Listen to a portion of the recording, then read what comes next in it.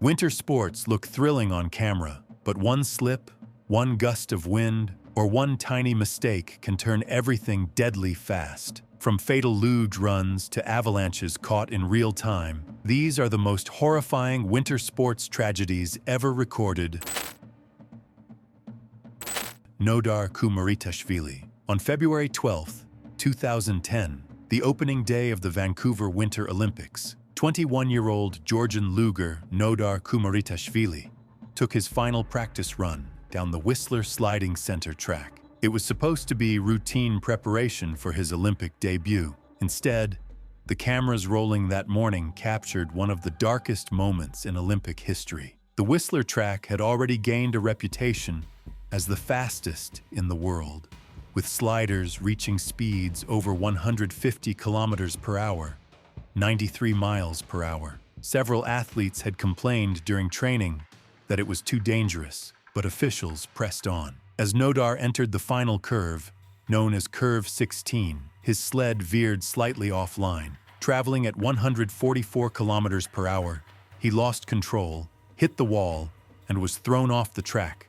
Striking a metal support pole, medical teams rushed in within seconds, but he was pronounced dead shortly after arrival at the hospital. The footage, though later removed from broadcasts, spread worldwide, showing in horrifying clarity how close the edge between speed and catastrophe can be. Investigations revealed that the track had been designed with a steeper drop than originally planned, amplifying speeds beyond control. In response, the International Luge Federation, FIL, ordered immediate modifications, raising the track's walls, repositioning the start lines to reduce velocity, and mandating stricter safety evaluations before any new course was approved. The tragedy cast a long shadow over the Vancouver Games. During the opening ceremony that same night, the Georgian team entered the stadium draped in black armbands, holding Nodar's name on a banner. His death wasn't in vain. It forced international sports authorities to confront what too fast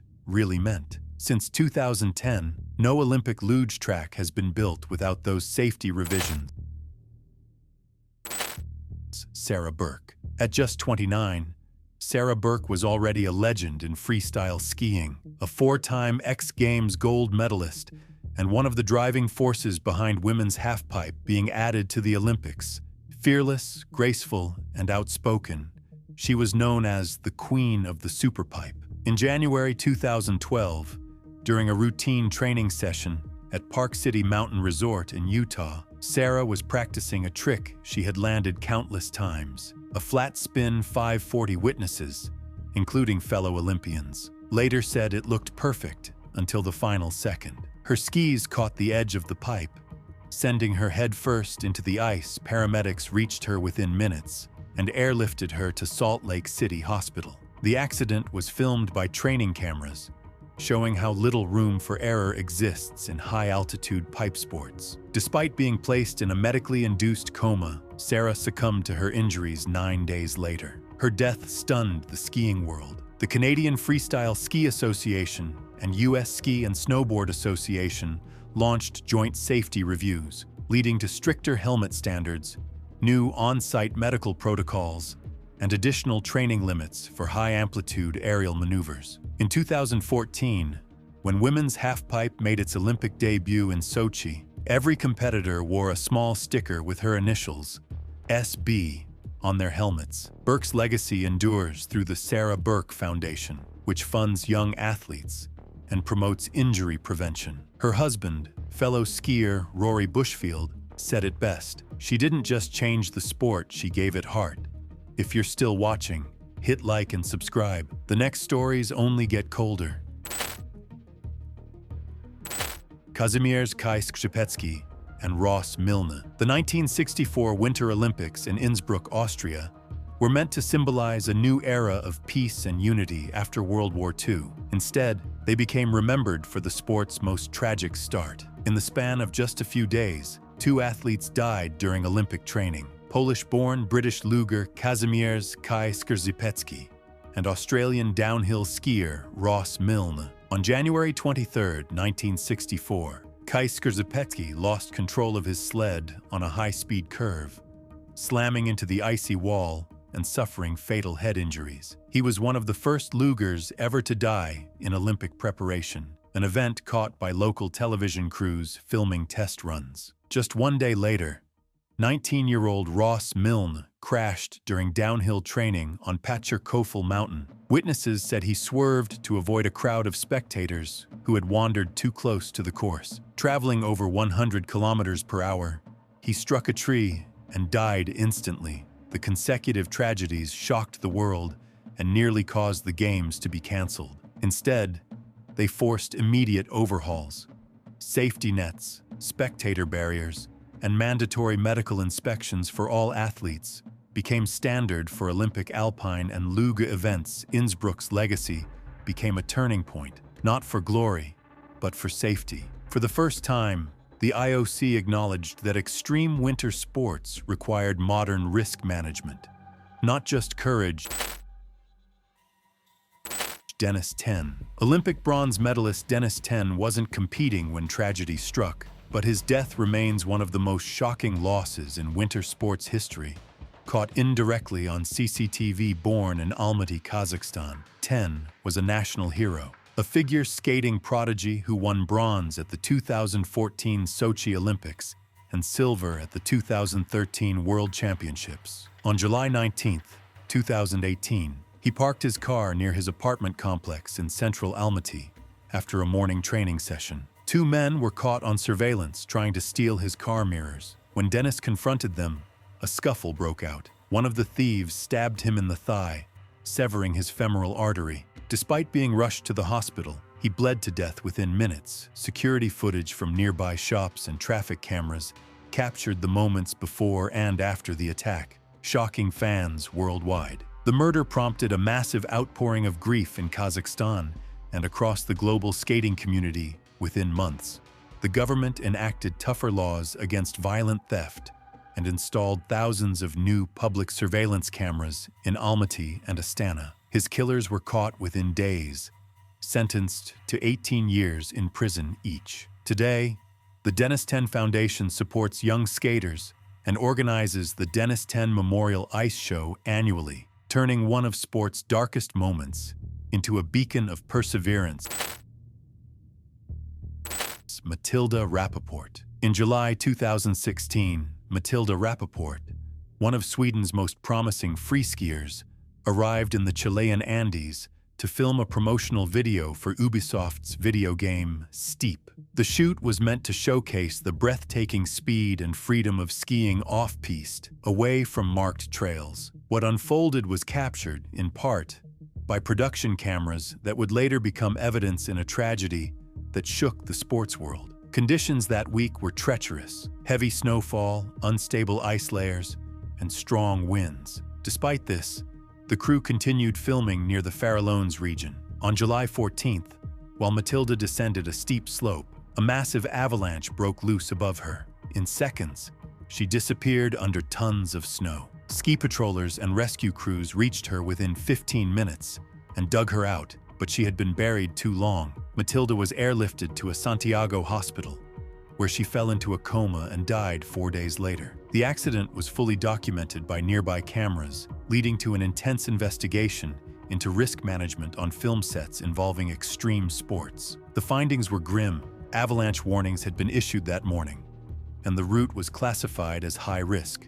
Matilda's death sparked immediate reforms across both the skiing and film industries. The International Sky Federation, FIS, and Red Bull Media House jointly developed stricter avalanche training requirements for athletes and crew, while the Swedish Olympic Committee launched a permanent winter safety initiative in her name. Her husband, fellow skier Mattias Hargen, later said, "She loved the mountains, but she also wanted people to respect them. She would have wanted this to lead to change." And it did. Today, all major ski productions require on-site avalanche experts and beacon tracking systems for every participant, a standard born from the tragedy of one fearless skier. The Lokomotiv Yaroslavl plane crash.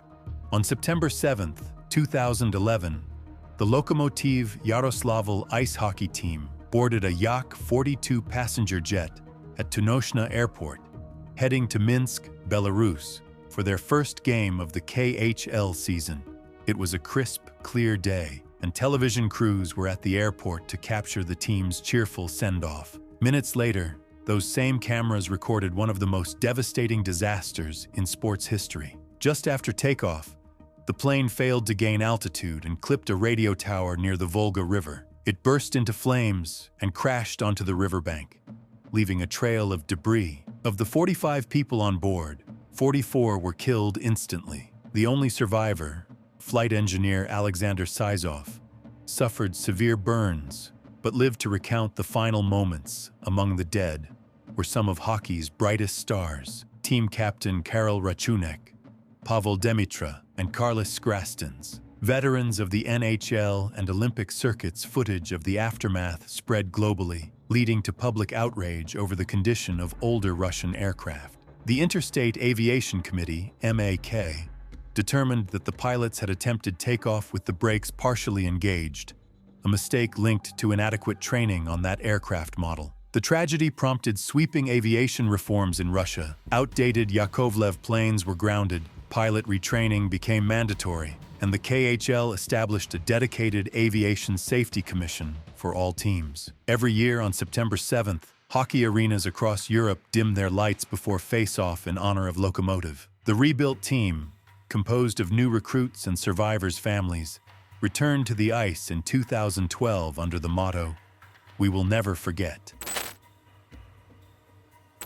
Trevor Moore. Trevor Moore, a member of the U.S. Ski and Snowboard Association, was a fearless freestyle skier known for his daring jumps and infectious energy. In March 2012, while training in Park City, Utah, the same resort where Sarah Burke had died just 2 months prior, tragedy struck again. Moore was practicing a switch double cork maneuver on a large jump built for elite competitors. Several teammates were filming his run for review, capturing the accident on camera. As he launched into the rotation, a strong gust of wind disrupted his balance. He under-rotated, landing short and striking his head on the packed snow. Despite wearing a helmet, the impact caused catastrophic head trauma. Moore was airlifted to the University of Utah Hospital, where he was placed on life support. He passed away 24 hours later, at just 21 years old. The footage of the incident was never released publicly, but was reviewed by the U.S. ski team and FIS. Their report found no structural issues with the jump, but criticized the lack of wind monitoring, a factor that became central to new training protocols introduced later that year. Moore's death hit especially hard among young athletes. Since 2010, who idolized no Olympic the rising track star has been built. His teammates launched safety the Trevor Moore Foundation, funding scholarships for underprivileged skiers and promoting slope safety. Park City Mountain Resort also installed anemometers, wind speed sensors, at all freestyle courses to prevent similar accidents. His death, occurring just weeks after Burke's, underscored how even state-of-the-art facilities couldn't eliminate risk when nature intervenes. The avalanche at Sölden. The most recent tragedy on this list unfolded in Sölden, Austria, a resort famous for hosting early-season World Cup ski races. On December 25, 2023, a group of backcountry skiers ventured off marked trails near the Rettenbach Glacier, an area already under an avalanche warning. Among them were several professional athletes, including 19-year-old German freerider Leah Wagner and Austrian ski guide Thomas Holzinger. The group was carrying GoPro cameras, and the footage later recovered by rescuers shows the exact moment disaster struck. As the group descended a steep slope, a crack appeared in the snowpack above them. Within seconds, a massive slab avalanche, nearly 200 meters wide, swept all 5 skiers down the mountain. Search and rescue teams, alerted by GPS signals from their transceivers, arrived within 30 minutes. 2 were pulled out alive. Wagner and Holzinger were found hours later under 2 meters of snow. Both had perished from asphyxiation. The event, partially captured on helmet footage, went viral after being analyzed by Austrian authorities to promote avalanche awareness. Experts later confirmed that the snow layer instability had been visible on satellite scans that morning, but the group had underestimated the risk In response, Austria's Alpine Safety Board launched new measures, mandatory avalanche training for all licensed guides, and the introduction of real-time avalanche data accessible to mobile apps across the Alps. Sölden held a memorial at the glacier's base that drew hundreds of athletes and spectators. As the national anthem played, a helicopter hovered overhead, scattering flowers across the snow, a haunting tribute to lives lost chasing the beauty of winter. Ulrike Meyer. January 29, 1994. The Women's World Cup downhill in Garmisch-Partenkirchen was being broadcast live across Europe when Ulrike Meyer, one of Austria's most respected ski racers, launched out of the start gate for what would be her final run. Meyer, 26, was a two-time world champion, beloved for her calm focus and technical mastery. That morning, the course was extremely icy, and several athletes had already complained of unstable conditions midway down the track. Meyer hit a patch of uneven snow at nearly 110 kilometers per hour. Her right ski caught an edge, sending her tumbling violently into a timing post. Millions watching on television saw the crash in real time before cameras quickly cut away. Officials and medics rushed to her side, performing CPR on the slope for 15 minutes before airlifting her to a nearby hospital, where she was later pronounced dead. The investigation revealed that loose timing cables along the course contributed to her fatal injuries. Within months, the International Ski Federation, FIS, banned exposed cables and introduced wireless timing systems, alongside mandatory safety netting on all high-speed turns. Austria entered a week of national mourning. Thousands attended her funeral in Salzburg. Her name was later given to a foundation supporting injured skiers, ensuring her legacy lives not through her final race, but through every athlete saved by the reforms that followed.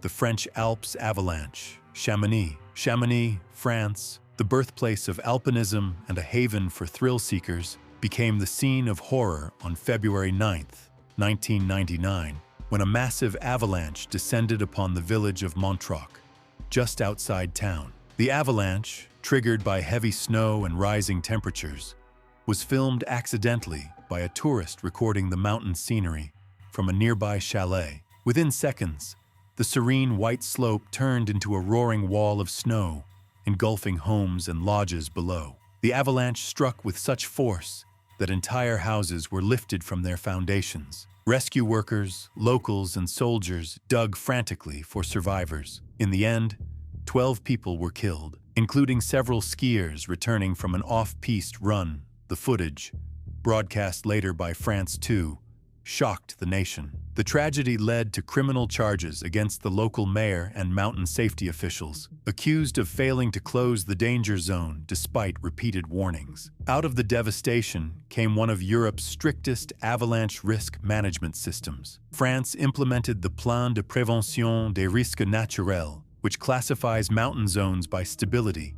and enforces seasonal evacuation procedures.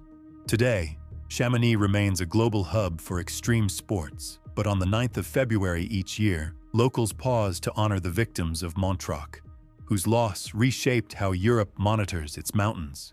If these chilling true events left you stunned, drop a like and subscribe. There are more real stories ahead where thrill met tragedy on the ice.